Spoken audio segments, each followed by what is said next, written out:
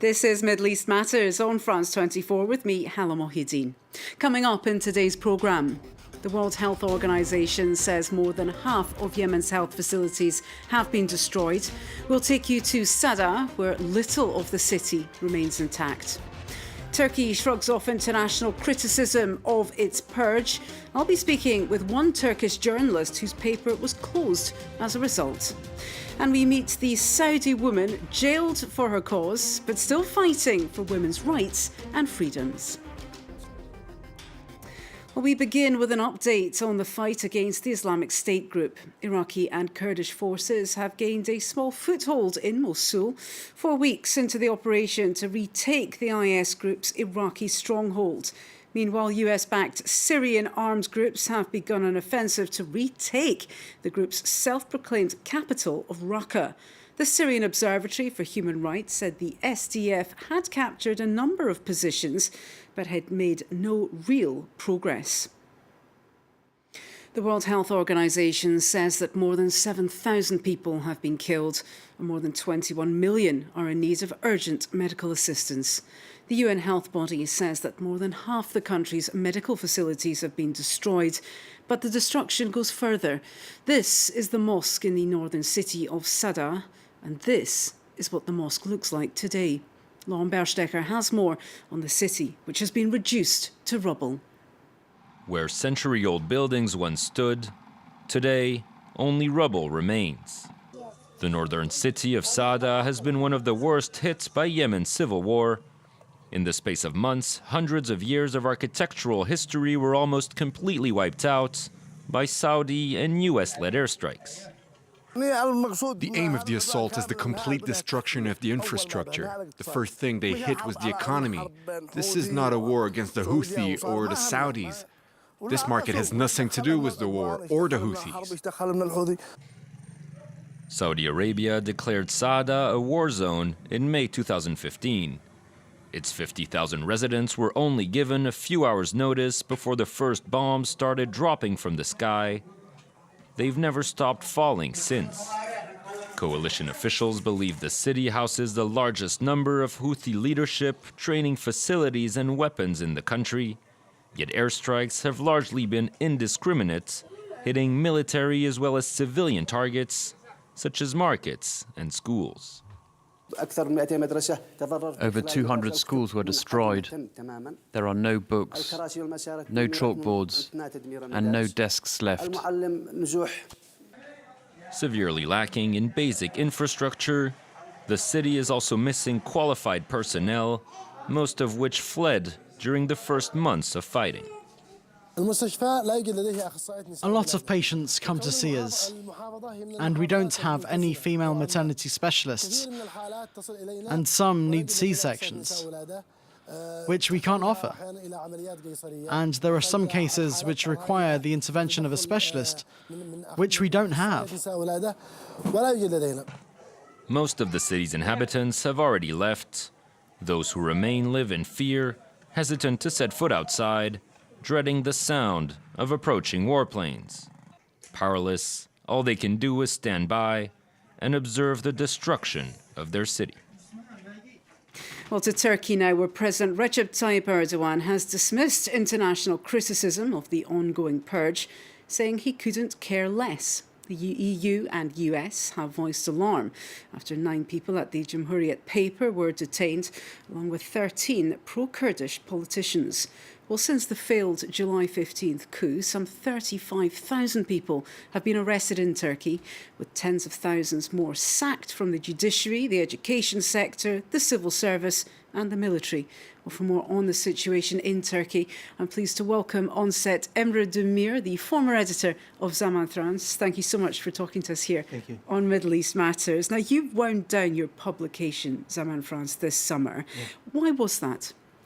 Well, first of all, we were the French edition of Zaman newspaper in Turkey, which was the largest selling opposition newspaper in Turkey, and it had been seized in May by the government and then shut down after the coup attempt.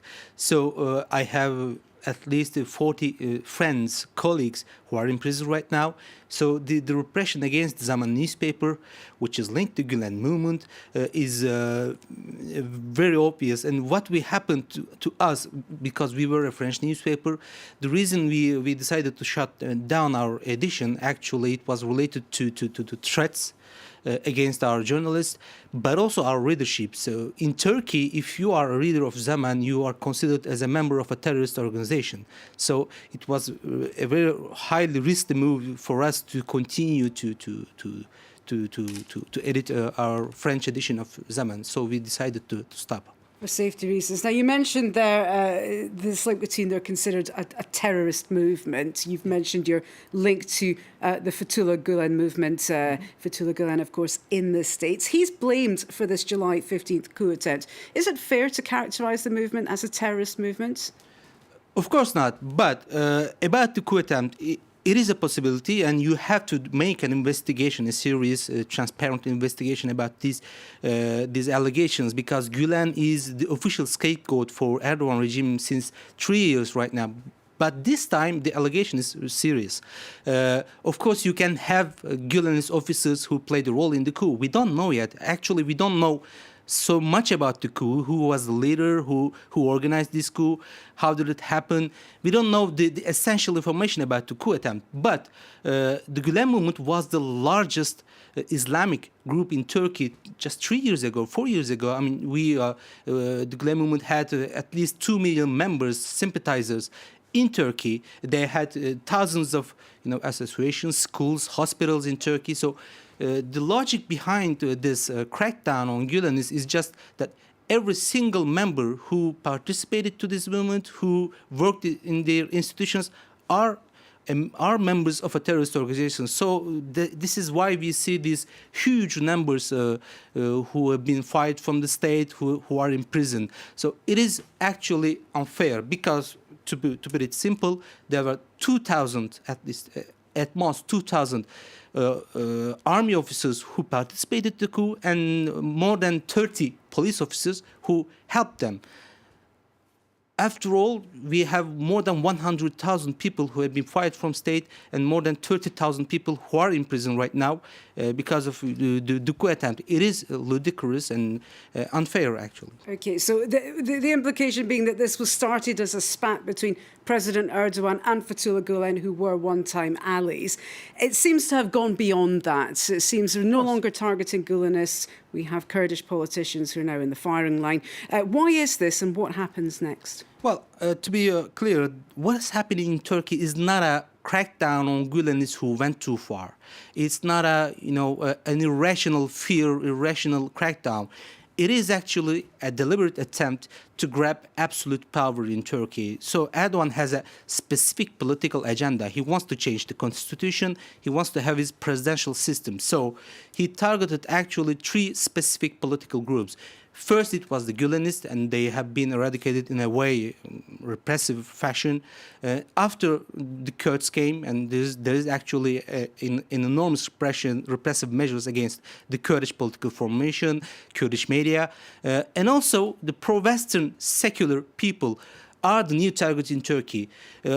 All have they in common that they want a Turkey who is still allied to the West. So Erdogan made an alliance with the nationalist groups, with ultra-Islamist groups, and they are targeting actually all the pro-Western groups in Turkey. It's not about Gulen and his movement anymore. Okay, thank you for that. Emre Demir, the former editor of Zaman France, thank you so much for speaking with us here on France 24.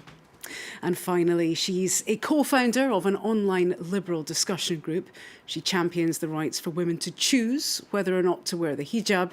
But as she's from Saudi Arabia, her efforts for liberating women landed her in jail back in 2014. Souad al-Shammary hasn't let this slow her down and is continuing to fight for women's rights and freedoms, as Sanam Shantier reports. This is the face of a prominent human rights defender in Saudi Arabia. On her book cover, in line with her country's laws, nothing but her eyes are peeking out from a veil. But this is a more realistic picture, a sure sign of defiance. Here, Souad al-Shammari's hair's flowing freely, now she's had to pay a price for her liberal views. I was always told that if I managed to exercise patience, I would go to heaven. Okay, fine. In front of people, I'm strong, I'm a hero, but I wake up with my pillow wet from my tears. There can't be a God that accepts this pain and injustice, a God that says I'll be rewarded for this pain. So this is how my rebellious thinking started. At home, the twice-divorced mother of 6 lets her hair down. This is freedom. If you want to wear a tent, do the hijab like this or that. Or if you want to remove it completely and let your hair out, you should be free to do so. But this hasn't always been the case. Souad was jailed for 3 months in 2014 for insulting Islam. This after she co-founded an online group with Saudi blogger Raif Badawi, who's now serving a 10-year prison sentence. I didn't go through Raif's Badawi case until she was arrested. And it was so scary. I was like, really? 10 years? And Mom set up the network with them. So it was numbing. While she's no longer behind bars, Souad's wings are still clipped. The 42-year-old is disowned by her own relatives and barred from travelling abroad. But she's used to taking on Saudi Arabia's legal system. Her travail started the day her daughter was taken from her, in a country where the father is automatically granted a child's custody. Today she says it was worth the pain, as her movement has started to gain momentum. Society is now saying that liberals aren't disbelievers. They don't sow strife and don't cause rebellion. But whether you like it or not, you're fighting your own fight. Since her release, Souad's had to sign a pledge to reduce her activism. But today, from a small corner, she continues to fight for women, one tweet at a time. And that's it from Middle East Matters this week. Stay with us on France 24. Lots more still to come.